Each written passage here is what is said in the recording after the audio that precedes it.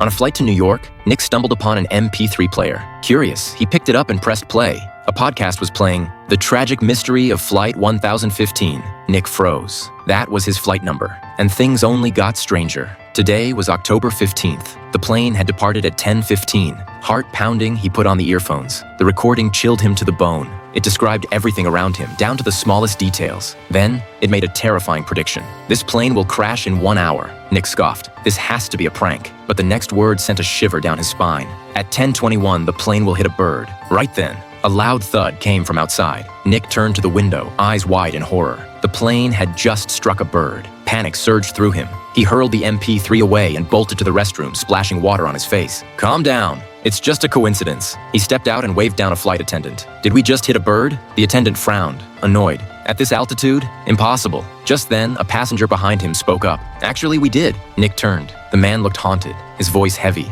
I used to be a pilot for this airline. I know this route better than anyone. But I made an unforgivable mistake. They fired me. Nick's hands turned cold. The recording was real, dread creeping in. He put the earphones back on. The voice continued. At 11:15, this plane will disappear. Nick checked his watch. 44 minutes left. He couldn't just sit there. If the plane was really going to crash, he had to stop it. He had to save everyone on board. But how?